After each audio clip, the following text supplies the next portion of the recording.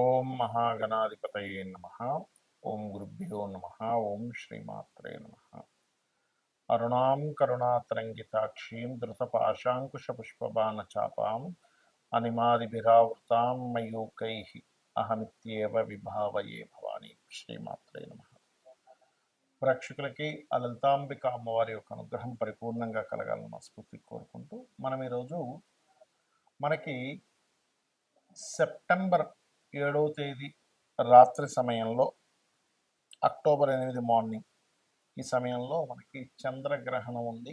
దాని తర్వాత 15 రోజులు సూర్యగ్రహణం కూడా వస్తుంది. ఫస్ట్ మన చంద్రగ్రహణం గురించి, అలాగే ఏ రాసుల వారికి అద్భుతంగా ఉండబోతుంది, ఎవరు కించిత్ జాగ్రత్తగా ఏ విషయాల్లో జాగ్రత్తగా ఉండాలి, మరియు అదేవిధంగా ఎటువంటి దానములు ఇవ్వాలి, ఏ మంత్రం గనక ఏ లగ్నం వారు లేదా ఏ రాశి వారు చేసుకుంటే ఈ గ్రహణం వచ్చే వరకు చేసుకుని గ్రహణం రోజు చేసుకుంటే అది పునశ్చరణ అవుతుంది. అంటే ఇన్ని రోజులు ఏదైతే మంత్రం చేశారో దాని తర్వాత ఆ ఒక్కరోజు చేసింది ఇన్ని రోజులు చేసిన ఫలితం వస్తుంది, పునశ్చరణ అంటారు.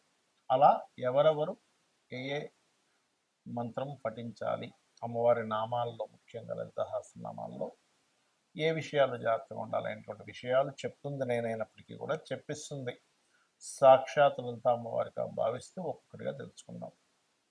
తులాలగ్నము, తులారాశి. తులవారికి పంచమ స్థానంలో చంద్రగ్రహణము 7వ తేదీ సెప్టెంబర్ నుంచి వస్తుంది. అయితే ఆ 7వ తేదీ రోజు రాత్రి ఉంటుంది గ్రహణం.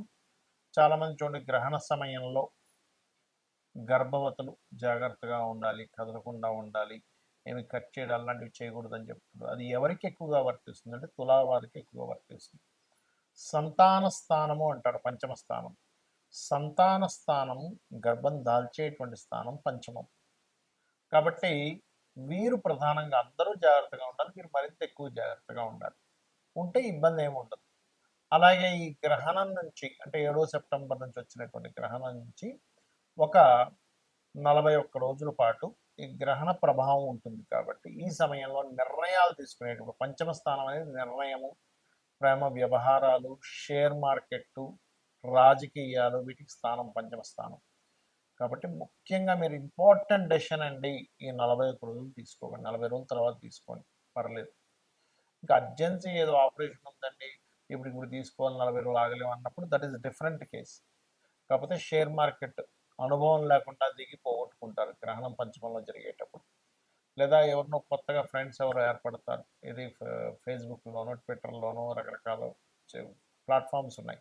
అలా ఎవరో కొత్త వాళ్ళని నమ్మేసి మనం వాళ్ళకేదో హెల్ప్ చేసేసి తర్వాత ఇబ్బంది పడడం ఉంటుంది. కాబట్టి ఈ 41 రోజులు ఈ జాగ్రత్తలు తీసుకోండి. గ్రహణ సమయంలో గర్భవతులు జాగ్రత్తగా ఉంటే సరిపోతుంది. మీరు ఎక్కువగా దుర్గాదేవి యొక్క ఆరాధన లేదా చండీ పారాయణం చేయడము చేసినట్లయితే ఖచ్చితంగా మీకు బాగుంటుంది, అందులో ఎటువంటి సందేహం లేదు.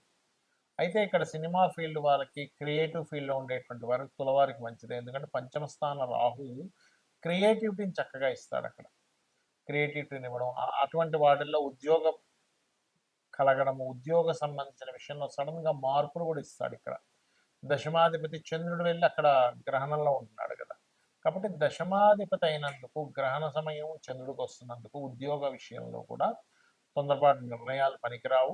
ఉద్యోగ విషయంలో మరింత ఎక్కువ ఇబ్బంది పడుతున్నారు అనుకునేటువంటి వారు ఓం మాణిక్య మకుటాకార జానుద్వయ విరాజితాయే నమః చేసుకోండి, అన్ని విధాలా బాగుంటుంది. గ్రహణం అసలు ఏ సమయంలో ప్రారంభం అవుతుంది అని చూసుకున్నట్లయితే, ప్రారంభము అంటే పట్టు స్నానము, విడుపు స్నానము, ఇలాగా వీటి యొక్క టైమింగ్స్ అవి చూసుకున్నట్లయితే 7 సెప్టెంబర్ ఆదివారం పడిందండి. ఆ రోజు 8:58 ఇది ప్రారంభం అవుతుంది.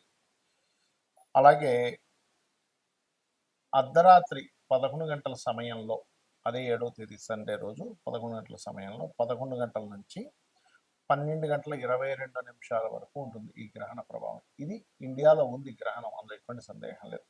మరి పూర్తిగా ఎండింగ్ అనేటువంటిది 2 గంటల 25 అంటే 8వ తేదీ తెల్లవారుతుందనగా 2 గంటల 25 వరకు ఉంటుంది. అంటే ఈ సమయంలో అసలు మీరు చేయవలసింది ఏమిటి? గ్రహణం అనేటువంటిది ఒక వరంగా భావించండి, గుర్తుపెట్టుకోండి. గ్రహణం వరం, అంతేగాని గ్రహణం అంటే భయపెట్టేదో భయపడేదో కాదు. మన మహర్షులు ఆ సమయంలో శక్తి ఎక్కువగా ఉంటుంది కాబట్టి మీరు ఆ రోజు చేసే మంత్రము ఒక్కసారి చేసింది 1000 సార్లు చేసిన ఫలితం వస్తుంది. ఇప్పుడు ఉదాహరణకి ఓం గం గణాధిపతయే నమః అని అనుకున్నాం. 1000 సార్లు చేసిన ఫలితం ఉంటుంది.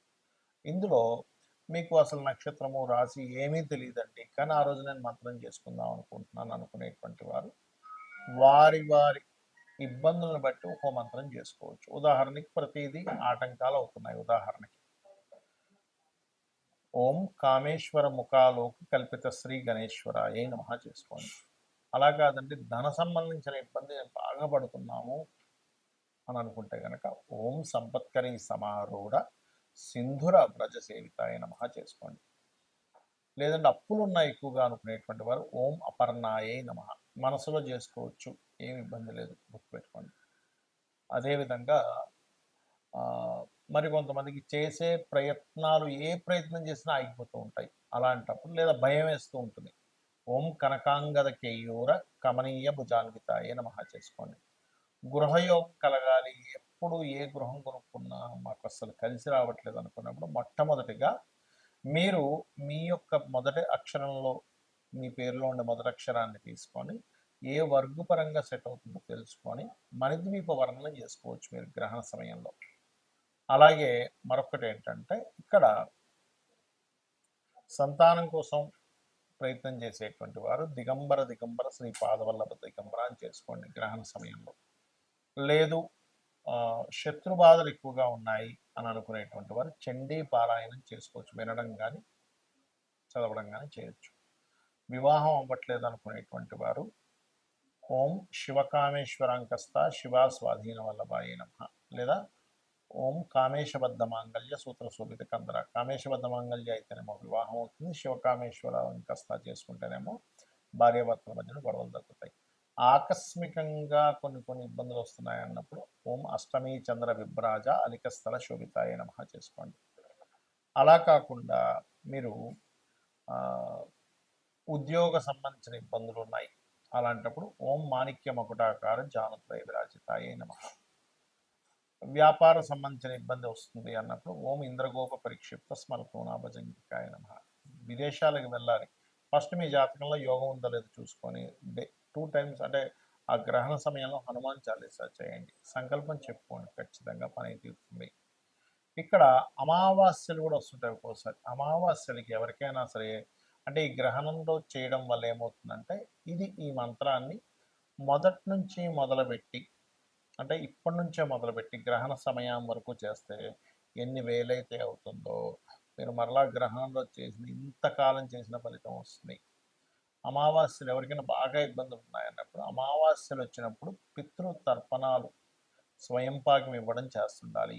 పౌర్ణమి వచ్చినప్పుడు అన్నదానాలు చేయడము, లలితా సహస్రనామాల యొక్క శ్రవణం కానీ పఠనం కానీ చేసినట్లయితే మీకు అన్ని విధాల బాగుంటుంది, గుర్తుపెట్టుకోండి.